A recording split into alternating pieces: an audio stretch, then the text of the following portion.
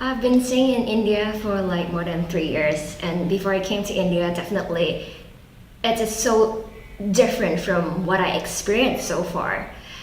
And a lot of stereotypes basically came from the media, and still now, like a lot of my friends and my family, when they are like talking about India, they might have their perceptions in their mind. But when I'm actually like living and working here every day, my experience is totally different from what they are like mentioning. So here's a video about like what the world thinks of India. I think it's gonna be interesting. Like I want to see how the people from different countries, what their perceptions have like over India. So have a look of it.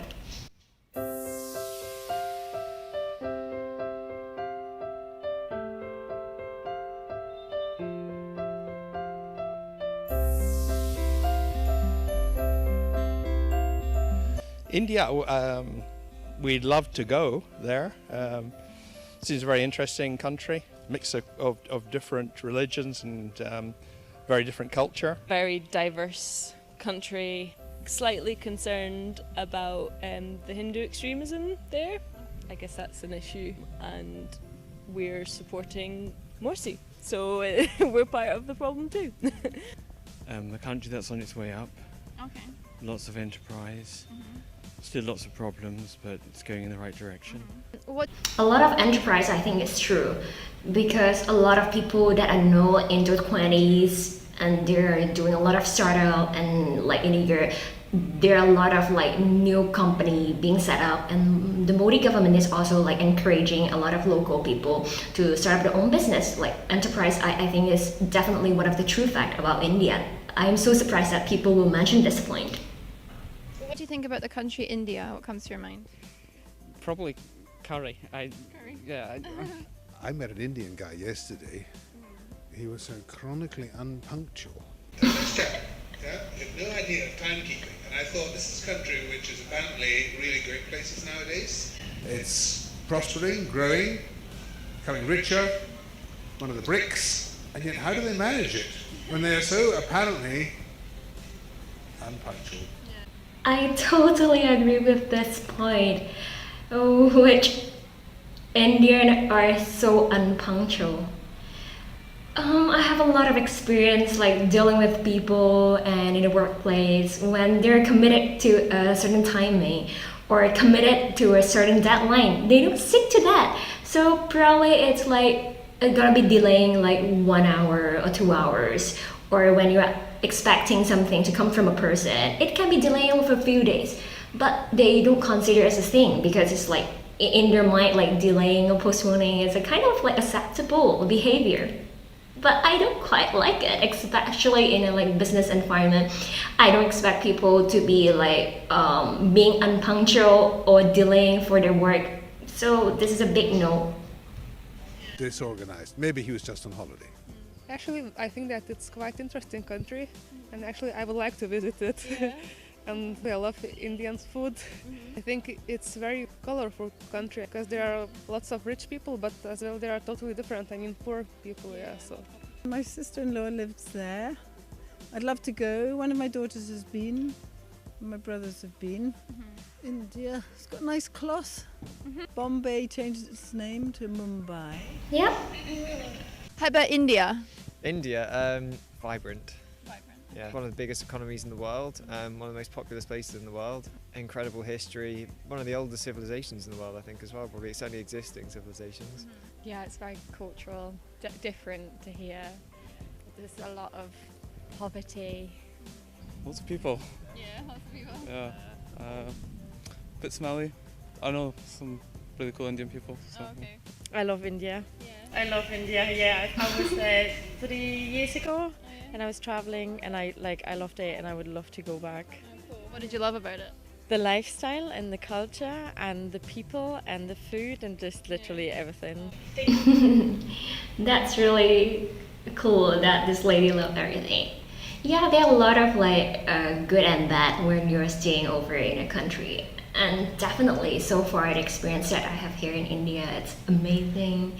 Like in terms of cultural, in terms of lifestyle, I totally in love with it. because compared to like the place where I come from, Hong Kong, it's like totally different. In Hong Kong, it's a like fast moving place, and in India, it's like everything can be so slow. Like they can take their time to do whatever they want to do, and everything seems to be so chill. It's not like you have to be time bound.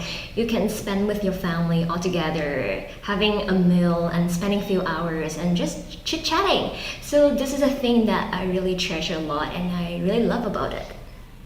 Think of India as a place for like all your senses. Yeah, I'm going out on Tuesday for 2 months, so I've like been doing some research on India. I think of the humidity. Extremely good art, interesting modern film culture. Yeah, an exceptionally interesting art tradition again. As you can tell, yes, I'm into art. Okay. Yeah. Mhm. And you say films as well, Bollywood films or? Oh, well, I wasn't even thinking of Bollywood, but Bollywood is fantastic. But I was thinking more of Sajjad Rai and people like that, you know, and fantastic poetry. The first singer-songwriter to win the Nobel Prize for Literature, in fact. It wasn't Bob Dylan, it was Rabindranath Tagore. Oh, okay. Oh man, it's such a big country. I have no idea where to start. Just the first images that kind of pop into your mind. Well, I think about Holi, and there's the throwing of the powder and that festival. Okay. I think of temples and Hinduism, yoga. Okay. What about India? What comes to your mind? Well, India's past, British colonialism, its modern take on the world, completely changed. There's also the caste system, which I don't particularly agree with, but it's part of the culture. What do you not agree with exactly? Well, the lower caste is, you know, they're restricted in what they can do and things like that. How about India? Colours and sunshine. Okay. I believe it would be a great country to go and see. It's got a lot to offer, a lot of poverty too. Yeah. Actually, more and more influences from India are coming to Croatia. Oh, really? Yeah, especially through yoga and spirituality and similar. So it's good. A lot of people talk about yoga. Actually, I also practice yoga for like 2 months. I mean, not 2 months, like 2 years already.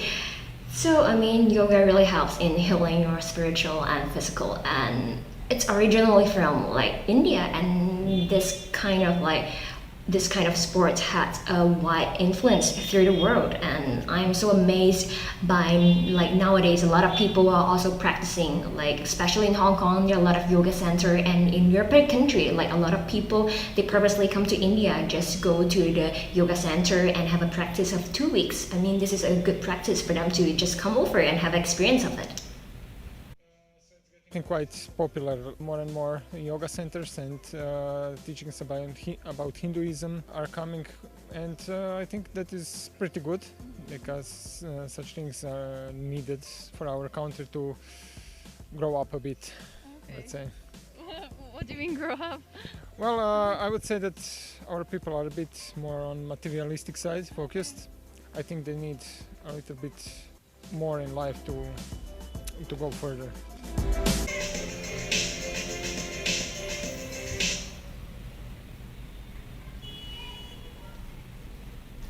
BDM were compared its neighboring country Pakistan by Westerner that I answer food. UK people saying India have property. I'm so sorry. I'm just reading about their comments because I'm not so sure like where this interview was conducted, but also one point that a lot of interviewees are referring to as the poverty.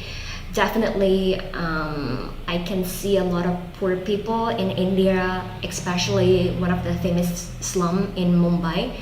However, I don't have like a day-to-day experience like interactions like among these people, but I still think that the government have a lot of work have to put on to help to improve the whole lifestyle. I mean, the way for them to improve their life and also make an enhancement for their life in terms of education, in terms of like access for clean water, access for electricity.